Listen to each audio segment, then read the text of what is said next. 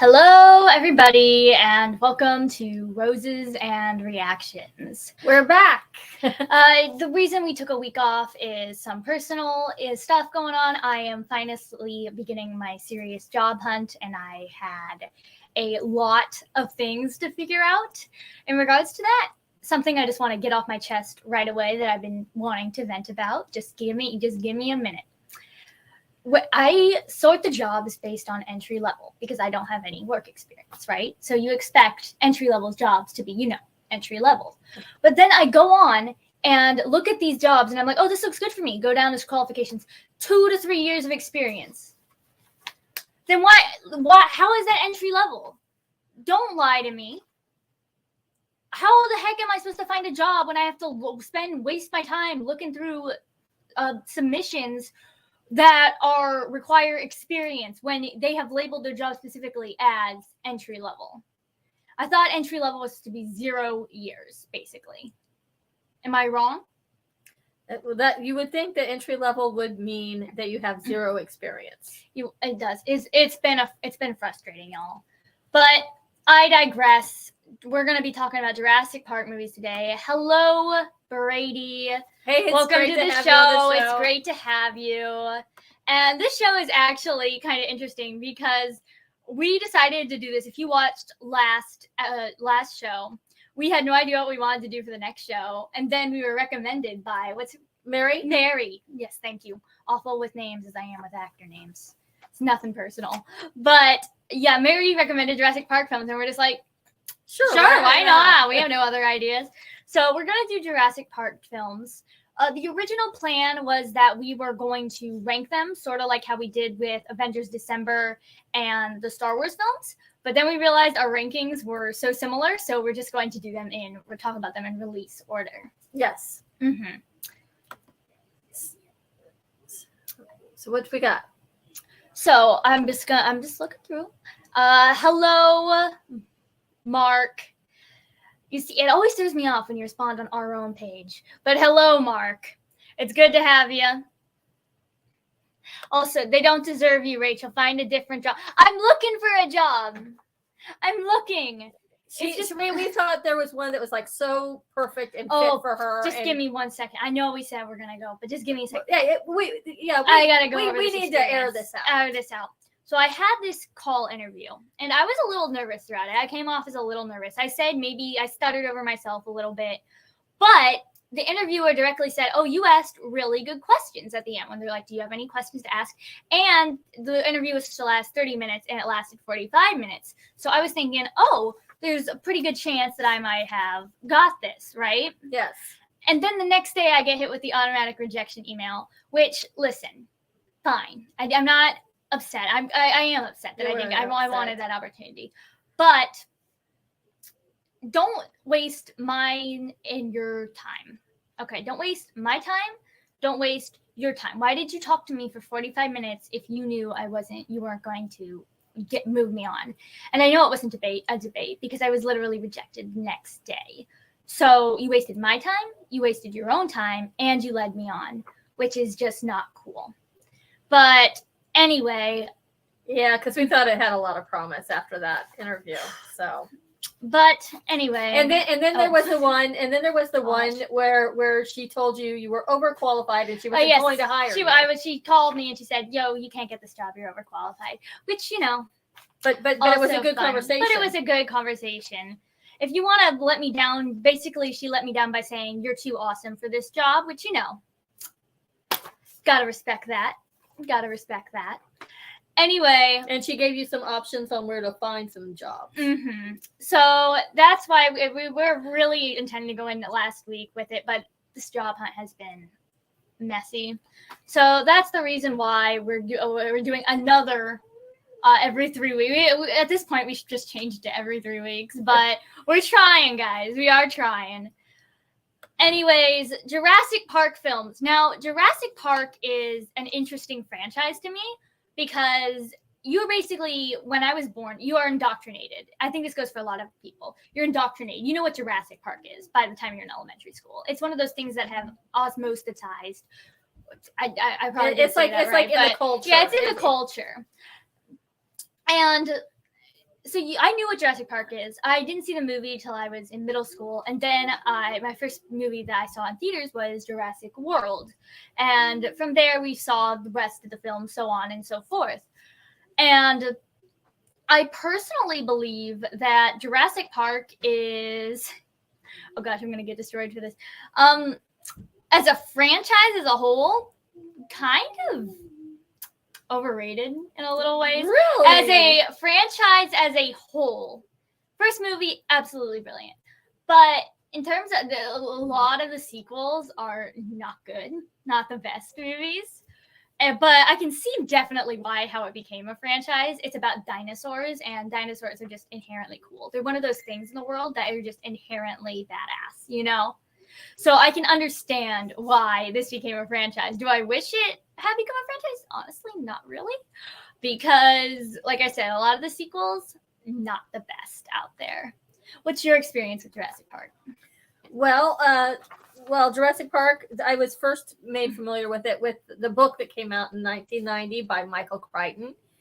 And it even before it became a book, the movie rights had already been sold before he even finished the book. Michael Crichton is a very famous writer and known for his science fiction work, and people just absolutely loved his writing. So, when you hear Michael Crichton and dinosaurs, they know it's already going to be an instant hit. So you knew about the book before the movie? Yes. Yeah. Because the book was #1 bestseller, and it was just all over the place. You couldn't miss it. That's the thing. Like nowadays, when you hear the words Jurassic Park, you instantly think movie. You don't think book. I didn't even know there was a book. Yeah. It was originally a book. Yeah. I knew there was a book. Let me clarify. I knew there was a book, but I thought it was one of those things that they did back in the day. You know, like the Alien, like the movie tie-in book. Yeah. But I had no idea that the book was first, that it was actually an adaptation. So that's kind of interesting. Brady saw the first movie on his third date. It was The Perfect Evening. Aww. I can imagine though. What a banger of a movie to take your date out on. Yeah, nowadays absolutely. it's like rolling the dice. You know what I mean? But if a movie's going to be good or not. But the first movie I saw with my husband was when we were first dating was Major Payne. Does anybody remember Major Payne? That was the first film. It was a Wayans film. First film we saw at the Dollar Theater. I'm not with him anymore, but I do really have fond memories of just before COVID. In February 2020, I had this guy that I really liked, and we watched the Sonic the Hedgehog movie. And being the nerd that I am, me and him had a great time. So movie dates are really the way to go, I would say, especially for bonding afterwards. Yeah, you can really tell if you click with a person. You can really tell if you click with a person based on their taste and how they feel that the same movie that you watched with them. But we've been doing a lot of preamble. But first, Major Payne was hilarious. Mm-hmm. Oh, Brady liked Major Payne. We enjoyed it. We really did. It was a nice second date. Really? Film. Yeah. Mark also read the book before seeing the movie. This is Mark. I didn't even thought you liked to read books. I guess this is back when you had time to read. I guess I know you don't have any time these days to sit down and read a book. But yeah, that book was huge. It was it was everywhere. So we got the. That's the image for the book, the cover of the book, which is similar to Transition, the first movie poster, almost the exact same in that regards, except for the emblem around it. So I think this is a good transition into actually, discussing the films. And of course, we're starting with the first movie, Jurassic Park. And honestly, what is there? What new things are there to say about Jurassic Park? If you came in expecting us to have some big hot take about Jurassic Park, no, it's a masterpiece. Okay, me and Mom are basically in consensus on that. Oh, I'll tell you something. I did not see Jurassic Park originally in the movie theater at all.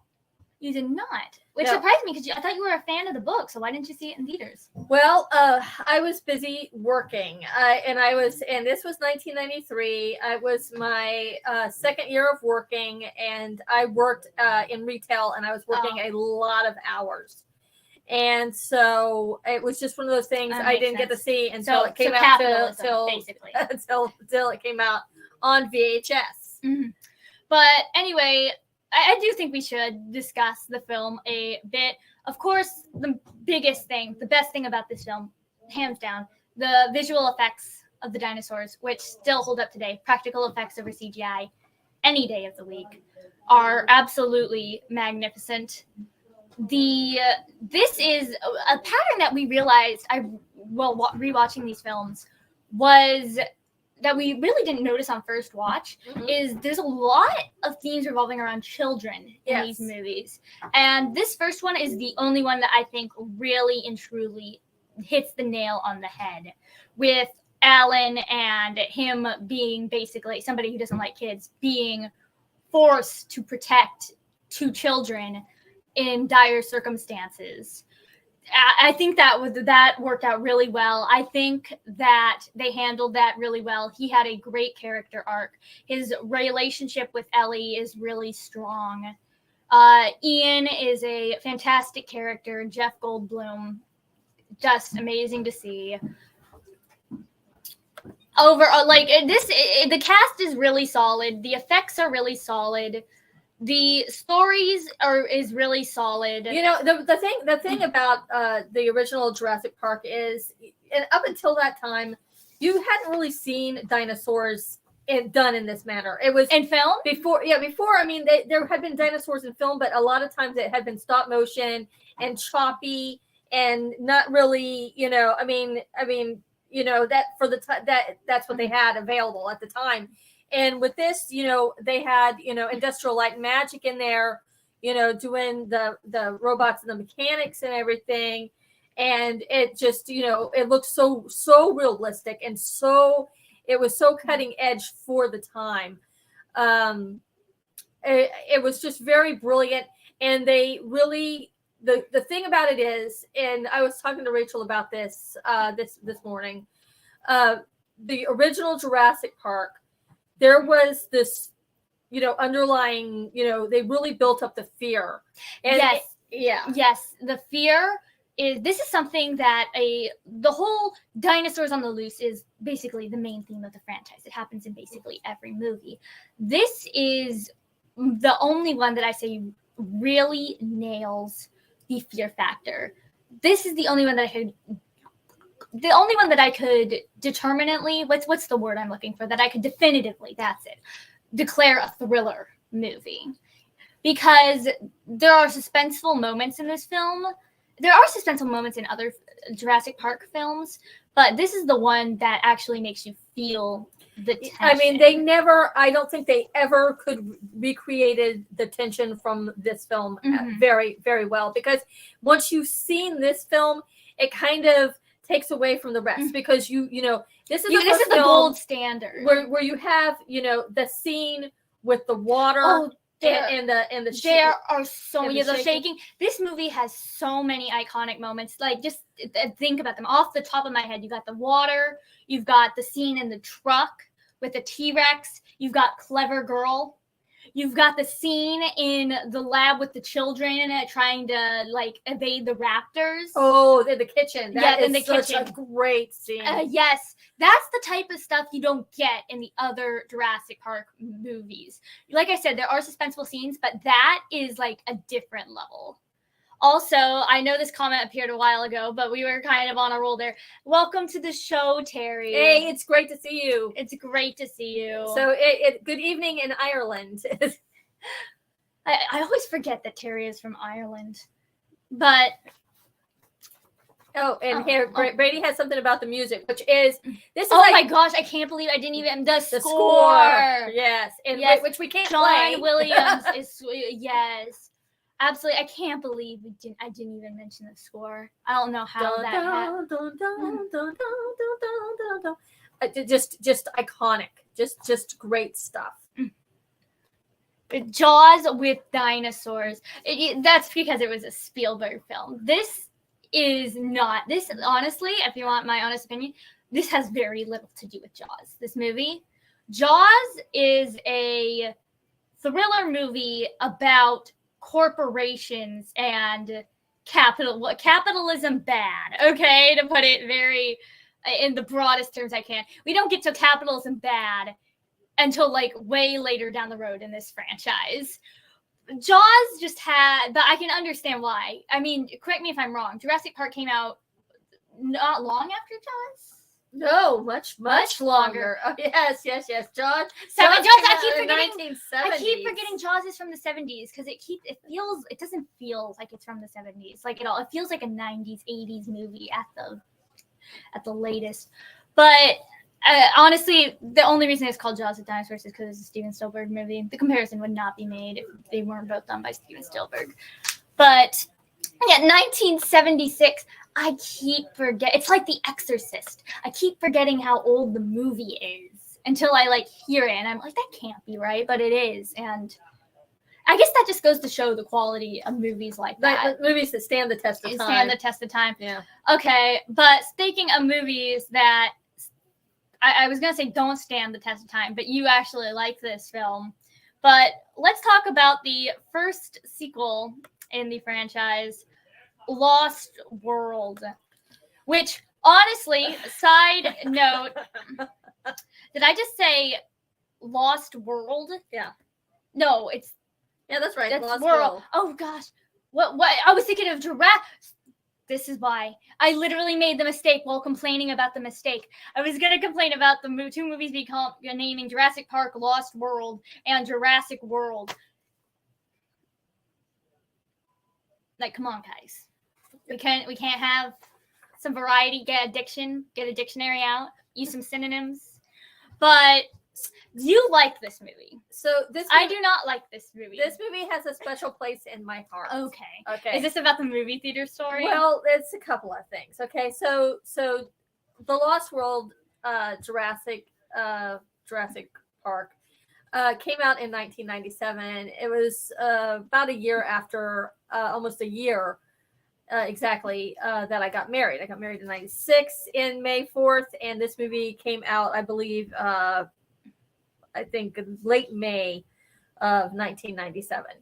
It was the first Jurassic Park movie I got to see at the theater and with my husband. Now, you gotta tell the story. So I do. I'm going to tell the story. Okay. We went to Regal Cinemas. For one thing, the cool thing about it, for the promotion for the movie, they actually put little dinosaur footprints of the velociraptors like up around the movie theater, and they stayed there for years. They were there for a very long time, and I really like that part. But here's the thing. We were meeting friends to go to the movies, a couple of friends of mine actually, and we were supposed to meet up and go to the film. Well, they were running late. They were coming from back from someplace out of town, and my husband's like, this is bad. He's like, this is opening weekend. He's like, we're not going to get good seats. Where are they? Well, they finally show up like right before the movie's supposed to start. We get into the theater. It's completely packed, and we end up on the left-hand side wall. So we're like, it's like a really bad angle. So you could only see like almost a corner of the film. It was like really bad seating. Mm-hmm. And okay, so we end up going to see it again the next day, and just the two of us. And he makes sure we get there. He has this big thing about getting to the theater like at least 30 to 45 minutes ahead of time and get our seats. This is before when there was, now you can pick seating ahead of time. But back then that wasn't a thing.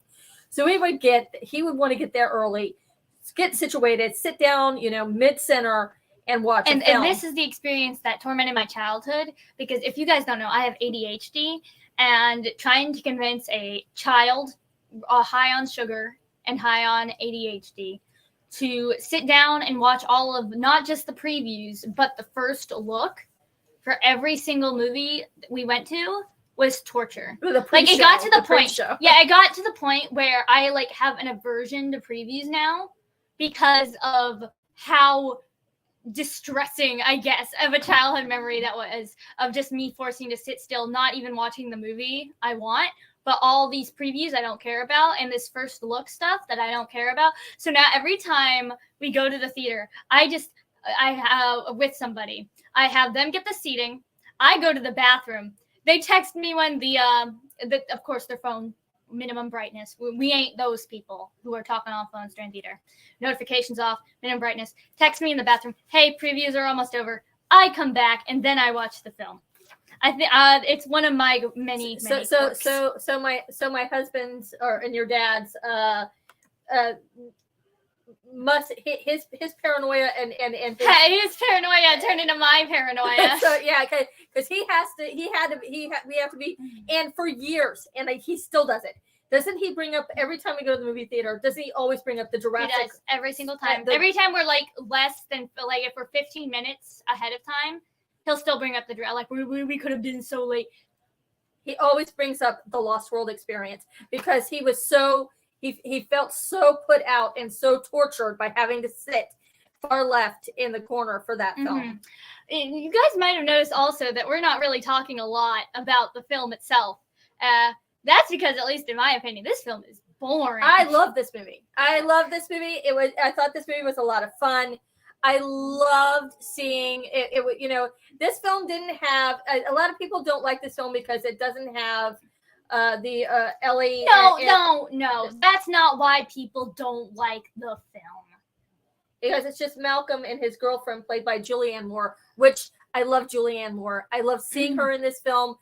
I was a huge fan of Julianne Moore before she became Julianne Moore. She used to play Franny on As the World Turns. And any actress who starts off, or actor who starts off in soaps that I watched and see them become big stars. That makes sense why you love the movie, because the person you like is. Fun fact for people new here or might not have known before, I always got to point out, this woman likes Jaws 3D because an actress that she likes is in it. Same thing with Alien Resurrection. So totally because there's an actress she likes in it. So that does explain why you like the film. But Brady makes a great point here with why I think this movie is not that great. The original film took itself very seriously. It took the concept of dinosaurs and tried to make it as realistic as possible. And then you've got Lost World with the... Did I not click? Oh, yes, I did. I cannot read today. The acrobatics of the acrobatic scene with the little girl. Well, yeah, they set it up. Yeah, like I said, a lot of these films have to do with children. This one was not a good example. This one was a stowaway. She was Malcolm's daughter, and she stowed away. And she serves no point to the movie. Well, she's there in peril. So you have another child in peril. But she does the whole acrobatic thing. A very interesting thing when we were looking up and doing the background for this show. Michael Crichton, before Lost World, before Jurassic Park, he had never written a sequel to any one of his novels before, and he did not like it. He was very adamant about not doing sequels. People were begging him for a sequel to Jurassic Park, and the theater and the movie people wanted him to write a book, and everything was pinging on him writing this second book, and he really didn't want to, but he did. He wrote The Lost World. But the thing is, they didn't even adapt the book. Yeah, apparently it was very loosely based. They're like, God, please write this book so we have adaptation material. And he's like, okay, I wrote the book. And they're like, okay, we've already written the movie. And he's probably like, I just like sacrificed all of my... So it's loosely based on his Lost World book, which was the only sequel book I think he ever did. And then sadly, Michael Crichton passed away, I think not too much long after the Lost World, writing Lost World. I will say the two positives about Lost World. Acting is great, as always, in these movies. And you have a young Vince Vaughn. Oh, and that reminds me. I want to ask you a trivia question. Think about the first Jurassic Park film. Okay. There is a very small role for an actor. I don't know. Why are you doing this? You know I don't know actors. And he became very famous. I don't know. Samuel L. Jackson. Do you remember Samuel L. Jackson? I've heard of him. What do you mean? You don't know who Samuel L. Jackson is?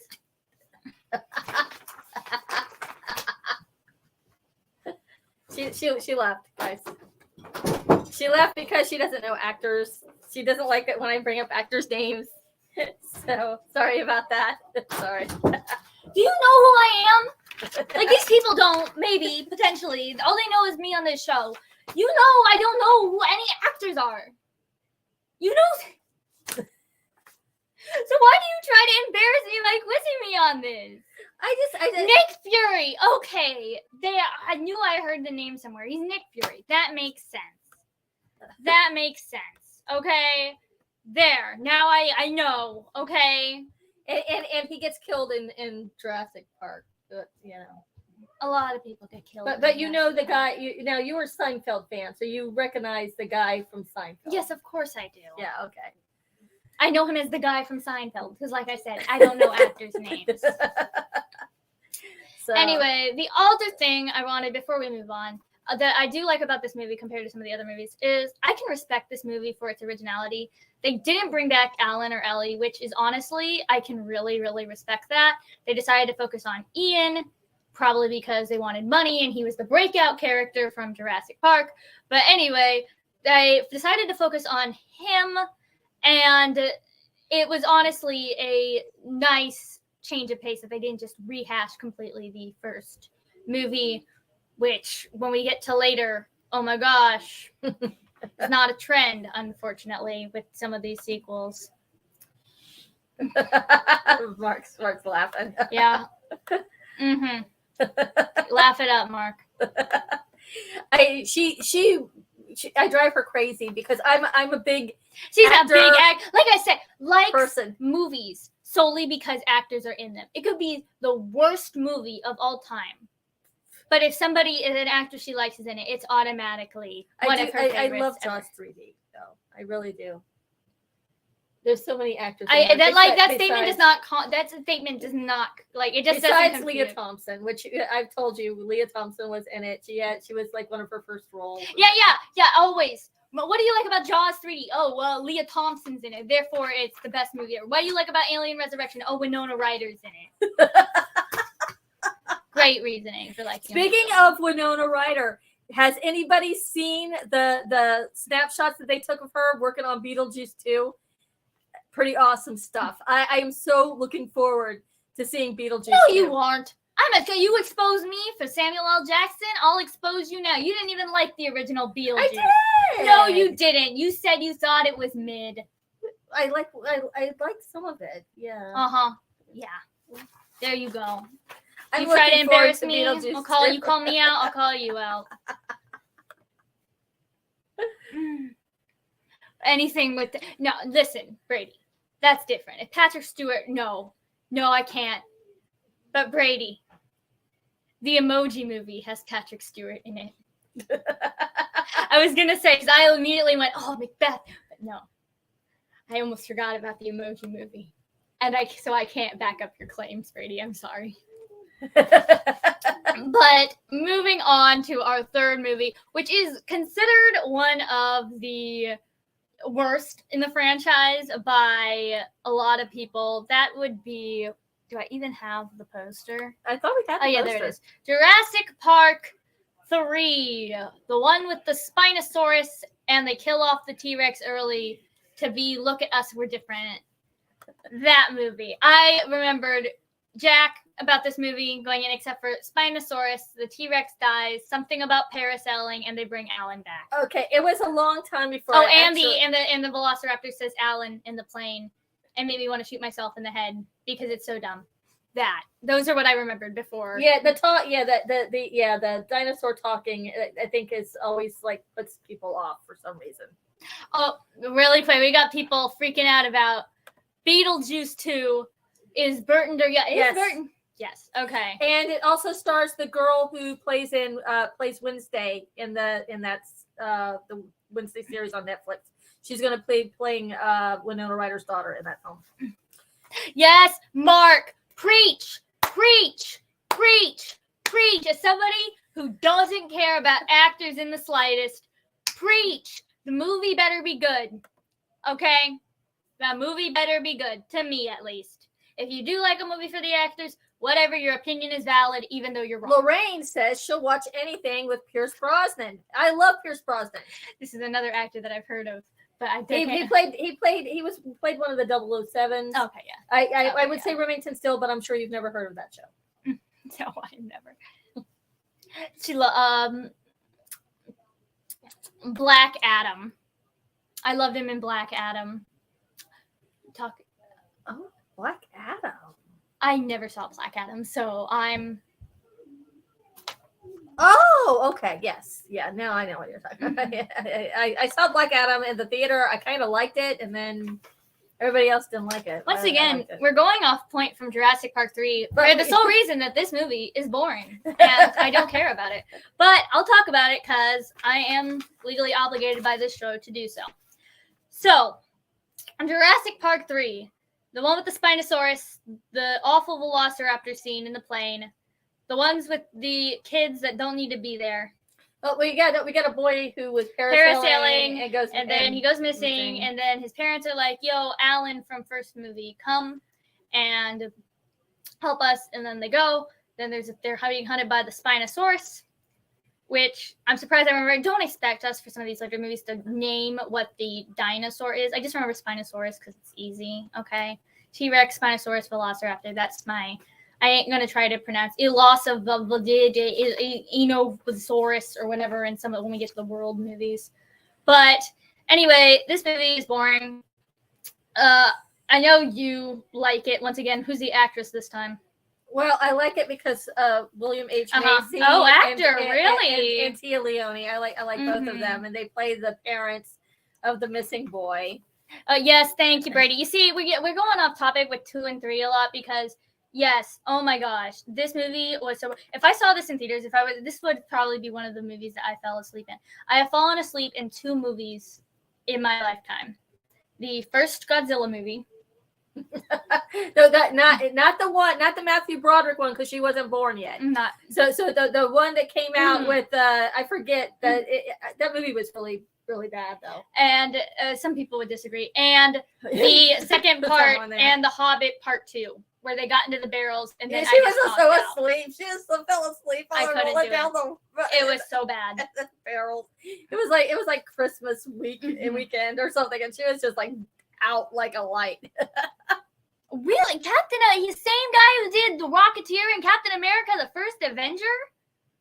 Well, I'm glad he grew. I'm an advocate for personal growth. Good job on those movies, bro. But Jurassic Park 3 is not it.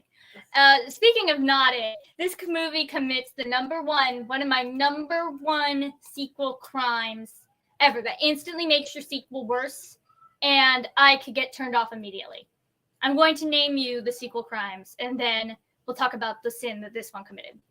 Killing off a character who survived the last movie in the beginning of the sequel. Looking at you, Alien 3. Just redoing the first movie and making like, hey guys, remember this in the first movie? No. And the third one, setting up a relationship in the previous movie and then making it so that they break up off screen. See, in this movie, Ellie and Alan. Like, okay, you couldn't get her back. I don't know the actress's name because Order. Can't get her back for the movie or whatever. Okay, so why she didn't need to be there? Why couldn't they just? She had like one scene. She was in one scene. What the heck was the point of breaking them up? There was no point. 0 point. 0 point. Unnecessary. Like this movie. And sadly, this is what they close on. You know, your third, because this was going to be the third and final. This is supposed to be the final of like a trilogy. And it just really fell short. But I mean, financially, all these first 3 films just hit it out of the park. The first movie made a ton of money, $357 million for Jurassic Park. Okay. Lost World, let's see. I thought I had that. Yes, that's the thing. Ellie wanted a family, Alan didn't. Now, that is a decent reason for a breakup. But here's the thing.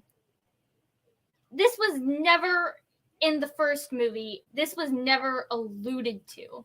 Well, I mean, he didn't like kids. He didn't like kids, but then his whole arc. He warmed up to kids. But I digress.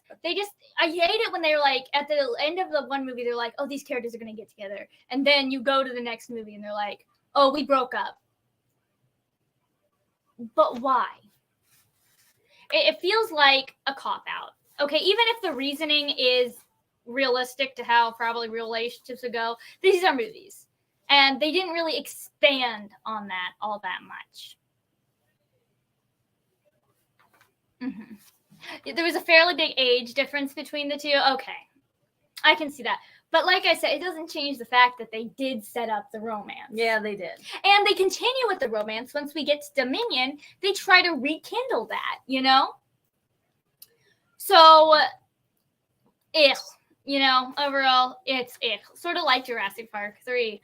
Now, all these things were a critical success, but correct me if I'm wrong, even the first Jurassic Park movie, all of these things were like, the critics didn't really like these, even including the first Jurassic Park. I think they liked the first one. I remember hearing that they were very mixed on it when it came out. It's one of those things that are brought up in all those articles. Movies now that are popular that the critics didn't like when they come out. Like, that's up there with The Shining in those lists.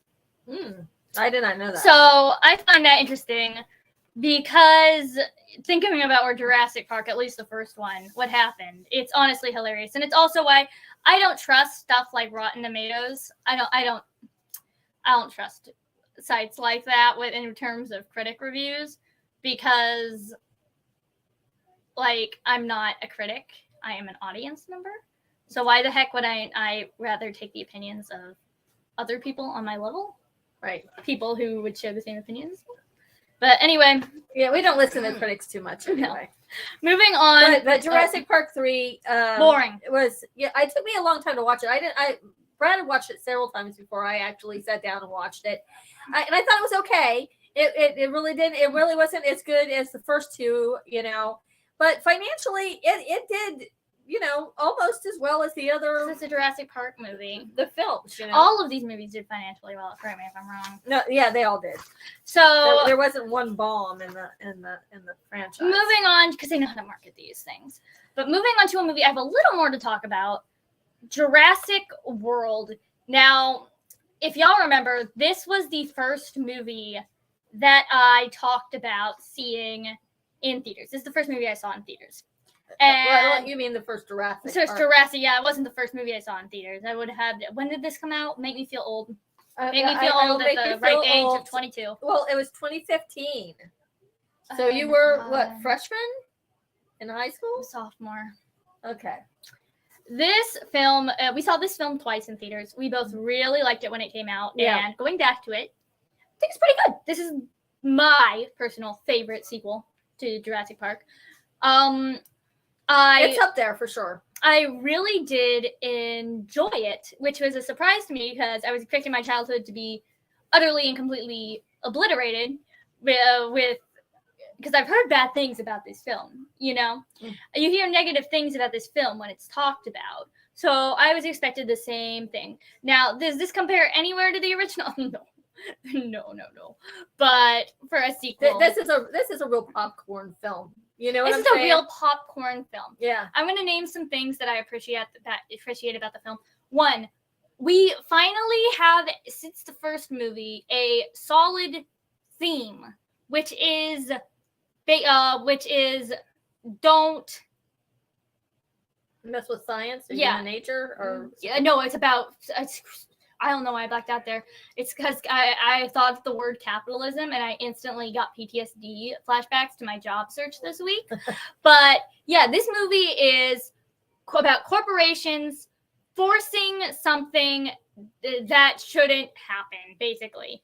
There is a Jurassic World. They expand on the original Jurassic Park despite it being a horrible idea for money and consumerism. So we have a theme. This instantly makes this better than Jurassic Park 2 and Jurassic Park 3. Okay? And then you've got the kids in this movie who, since the first film, I find these kids pretty good. Okay? Yeah. They actually did a representation of an autistic character pretty dang well. They never explicitly say he's autistic, which is a plus. But as someone who's grown up around my brother's autistic, they handled it really well. That's the younger brother. That's the younger brother who's interested in dinosaurs, whose special interest is in dinosaurs. Very good. Yeah, it's more or less implied he's got Asperger's, which is on the spectrum, autism spectrum. This movie also commits good, what I like to call good fan service. Now, sequels, especially more legacy sequels that are being released for older movies that were released in the past, and sequels being released years and years later around this time, you've got fan service. That's pretty much an inevitable. You got good fan service, you got bad fan service. We'll get to bad fan service later, but this one has pretty good fan service. They arrive in the original Jurassic Park for about 10 minutes, and they have a reference to the T-Rex with the flare at the end of the movie. And there's probably some other stuff. There's a little more minor things like that. It doesn't get in the way of the movie-going experience. And they also have that the friends, the enemies to lovers storyline, which you liked. I love that trope. Absolutely. Yes, Brady, you just summed it up perfectly. Crazy but entertaining. This movie is fun, which is something I can't say about the previous two movies. This Chris Pratt was great. This is around the time he did Guardians, so not as hated as he is now, not as oversaturated. Yeah, I thought he was very, very good in this movie. He was a fun. He had that kind of he had a sassy character, which you don't really see that too much in the other sequels, but in this film, he's kind of brash, and he plays off Bryce Dallas Howard and so you know what? well. His relationship with the Velociraptors is honestly really wholesome, and I love to see it. Team Blue. Team Blue, yes! Yes! Best character in any Jurassic Park movie. Fight me. But anyway, all other little things about this movie that I really liked is that this is the first one since the first movie since the first, to actually make me have, like, there was some tension in the scenes. Yes. When the kids are in the ball. Yeah. What a great way to set up a claustrophobic environment. I forget what its name is. Like I said, I don't know these dinosaur names. But the alligator thing that turns invisible. That's pretty cool.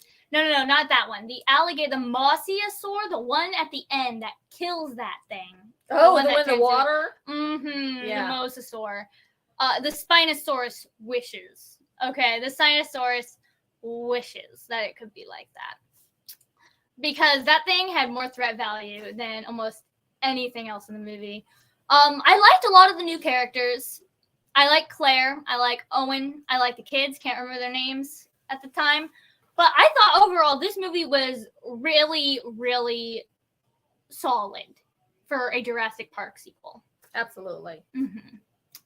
Yes, and yes, Mary, we all love Blue. If you don't love Blue, you can. And Mary, but this show is dedicated to you because you're the one who came up with the idea. So thanks, absolutely. So thanks for watching. And then it's like, I don't know if it's, you see, I'm going to prove my age here, but I always go back to thinking about stuff like this. I go back to a scene in an old show I used to watch called Chowder. Oh, Chowder. Where they're singing like a little carol. And he's like, and now the roof is on, and now nothing can go wrong. And then, oh no, it all went wrong. And that's pretty much the Jurassic World sequels for me. That's what I think about when I think about the Jurassic World sequels. Jurassic World is nothing can go wrong, and the sequels are, oh no, it all went wrong. So, okay, really quick. Mary, grandson Jellybean loves these movies. Well, it's totally understandable. They're a lot of fun. Now, I've got my problems with the Jurassic World sequels, if you couldn't tell. But I can, unlike 2 and 3, I can really understand why people would like these. Because they aren't snooze fests like 2 and 3. Okay. 2 and 3 are just absolute. I like 2 a lot. You have nostalgia too. I really do. But I can't blame you because I've used the nostalgia bias in the past, so I ain't gonna go in on you too much about that. He's only 6 years old. Oh, he's not scared. I think a lot of kids were originally scared by those. I know I would be. I got scared by weird things though. I used to be scared by this one show that, like, I think was like actual torture, like people who hated children put it on the air as a kid show, where it was like this hand with awful googly eyes, and they talk like this, and it was like the scariest thing I've ever seen. It was like Oogie or something. Oogie was the name of it. The most terrifying show ever. I swear, whoever put it out on the air just hates children and wanted them to suffer. But speaking of suffering, we have Jurassic World, no, wait, that's the first one. Hold up. Fallen Kingdom. Fallen Kingdom. So, Fallen Kingdom. What are my issues with Fallen Kingdom? Well, I didn't like it. Okay. I didn't like it at all, actually. Fallen Kingdom is.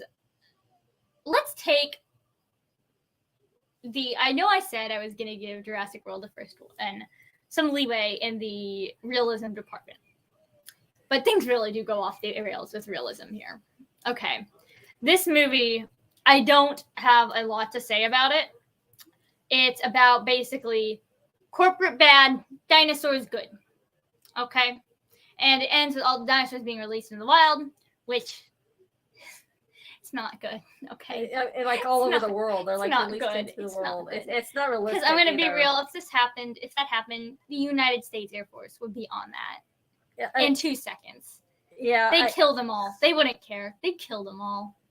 I just don't see them, you have this whole thing where they're on the island and there's a volcano and they found out this kid is like a clone of the guy, Hammond's secret, he was like part of the park, but nobody knew about him until now. Yeah. And then you got this clone girl and it's just like, I really think that they really strayed from the Jurassic Park themes way too much. Way too much. Yeah, you're right. Well, I don't have a lot to talk about this film, but unlike the 2 and 3, it's not because I was bored. I wasn't bored watching this film. I can give it that. But the pure stupidity of some of the things going on, my brain literally can't comprehend saying them. And they have a volcano, and then that one, they had that show that unnecessary scene where the dinosaur dies. Remember when they're going off on the boat, and it's just like, why do you do this to us? Why? I mean, it was just, it's totally a really different feeling from seeing Jurassic World. Yeah, Mary. Jurassic World was so much fun. Perfect. They went too far in the goofy direction. Yeah. But speaking of too far in the goofy direction, let's talk about the last movie we're going to talk about. That would be Jurassic World Dominion.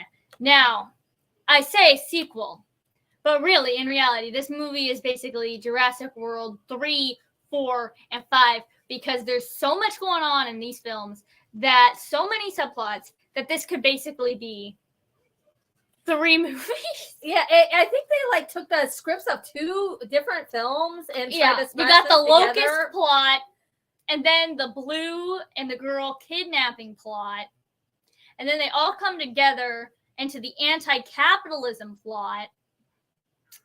And listen, you guys remember what I was saying earlier? But yes, Team Blue. Okay, listen.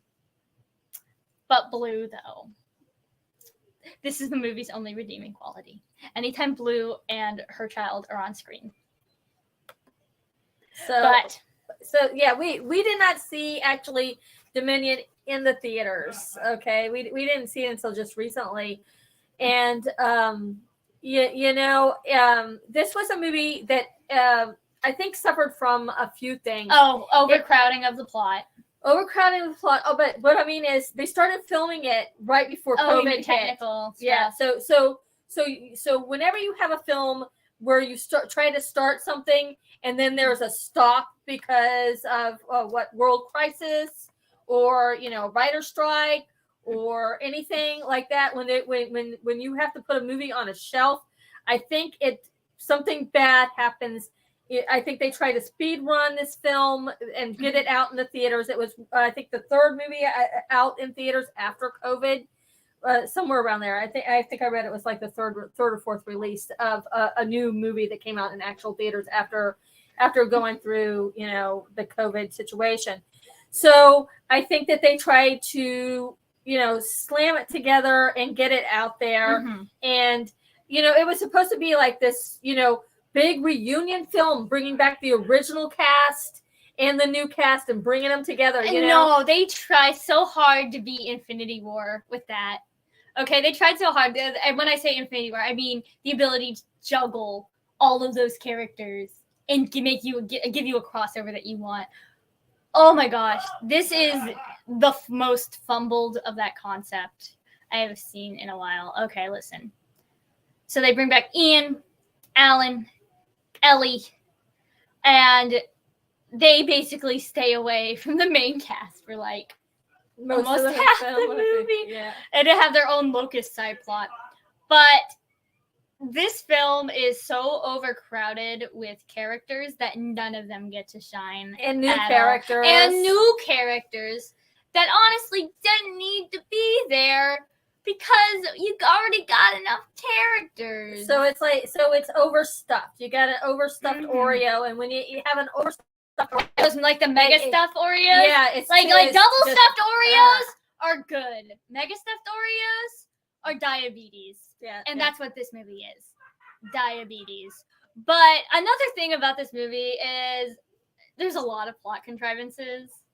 Like a lot. Do you remember the Claire? Well, first let's talk about the plane scene. Let's break down a scene from this movie. You've got the pterodactyl eating the engine of a plane that New Girl, Owen, and who else? Claire are in. What? Why is the pterodactyl eating the engine? Surely he knows that's not healthy for him. Animals aren't stupid. But I can look past that. They're evil bad guy dinosaurs. Okay, whatever. So the girl doesn't have parachutes in her airplane, and she only has one ejector seat because she usually flies alone. But the thing is, the ejector seat is not in the pilot seat. So if she was crashing, she would have to stop piloting the plane, make her way over to the other seat, and then eject herself. Yeah, who has time for that? And then we get the scene where Claire is separated from them. Okay. You would think that this would be like in a decent movie. This would be a thing so where Claire can meet up with another group, like the OG cast group. You know what I mean? That would have been a really good twist. Mm-hmm. Oh, yeah, so she could meet up with them, and that's the reason for separation. But no. So after New Girl and Owen get out of the plane, the New Girl has GPS tracking so that they can find Claire, despite the fact that she said she flies alone. So why does she have GPS tracking? Why would she need to track herself if she flies alone? So there's a scene with Claire in the swamp hiding from a dinosaur. You freaked out about amoebas when she went under the water. Yes, I have an amoeba fear, a fear of amoebas. And they find her, and that's it. Like there's like, now I gotta ask. Point of scene. Okay, what was the purpose of Claire getting separated if they were just going to meet up again without any major revelations or major plot changes or anything in that regard actually happening? And this is what a lot of the film feels like. It feels really padded, but it feels padded yet bloated at the same time. Yeah. It feels like too many things are going on and a lot of pointless stuff. Okay. You've got also another thing about this film is the anti-capitalism thing this is the worst one they do it in. Jurassic World, the first one, was the best anti-capitalism. This is like the anti-capitalism trilogy of films. First one did it well because it was semi-subtle in its thing about corporations abusing safety protocols because they want money. This one's about creating genetically engineering locust plagues for money. And I'm sorry, I can't get over the locust. Why are the locusts here? Why was this a plot point? Well, it was a plot point to get the original characters back in, right? Can we not do it any other way? Can we not do it any other way? Can we not have them just be like, whoa, there are dinosaurs back in the world again. Oh, this reminds us of our time at Jurassic Park. Let's investigate. And while they're investigating, they run into the main crew movie. The locust plague subplot is so unnecessary that I really can't get over it. Because, like, the main bad guy even thinks it's pointless because he doesn't even know that he's causing the locust plague.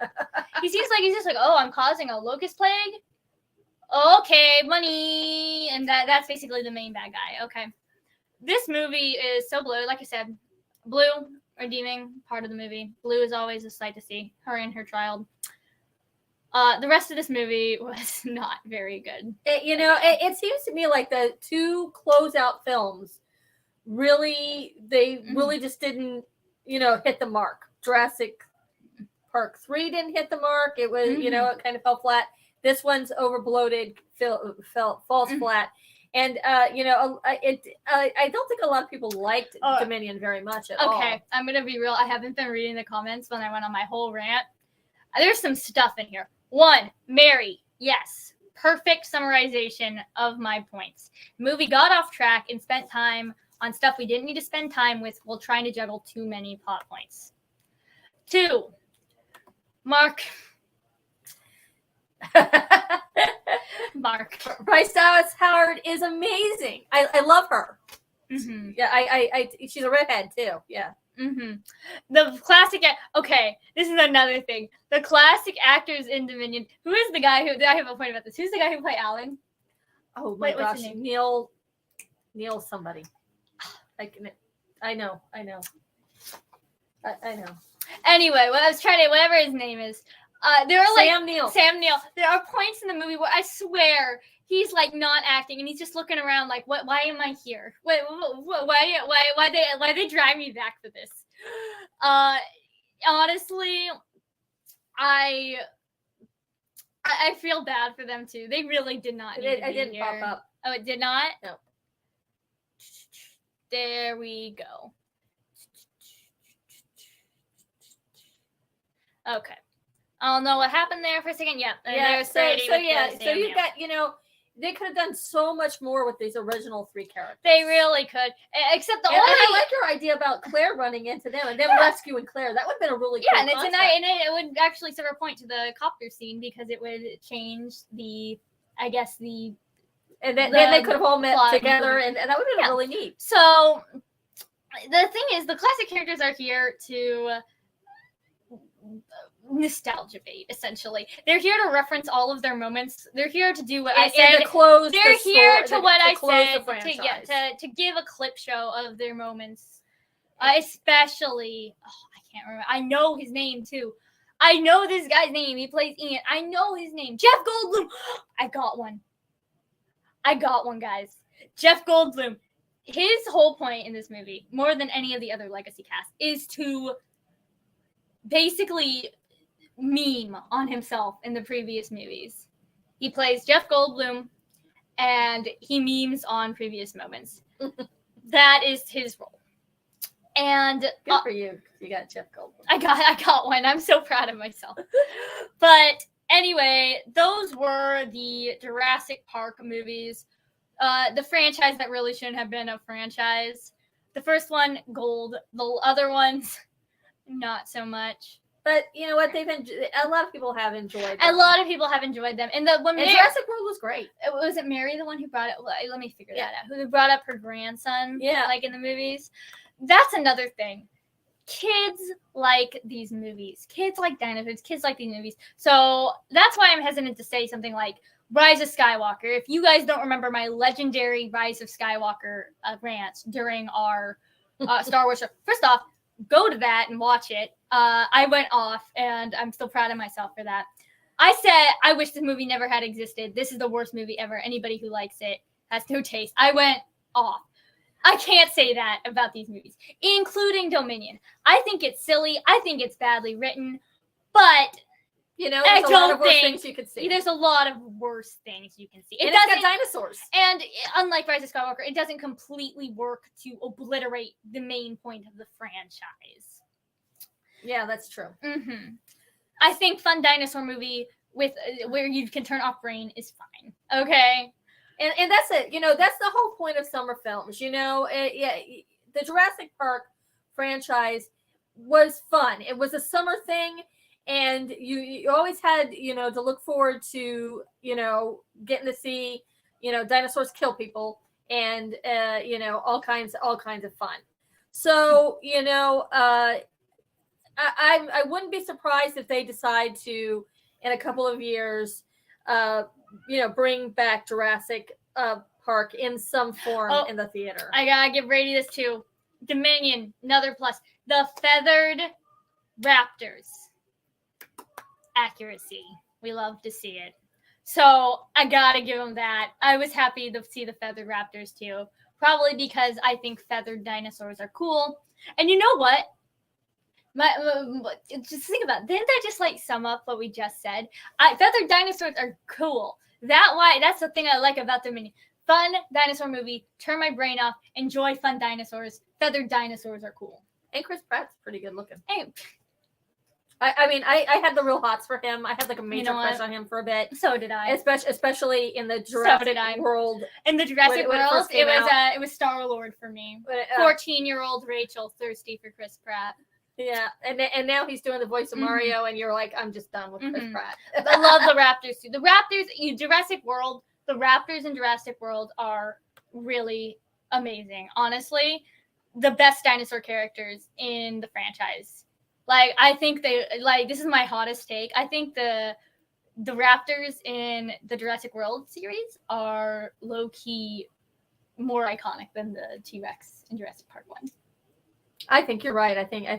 Oh, and you know what? I totally forgot to mention this. When Jurassic World came out, and Rachel doesn't remember this, but my husband and my son collected the whole Lego set, and they like went on a mission to find all these sets. And we for the longest time, all we had was like Lego dinosaurs all over the house. I don't know where they are now.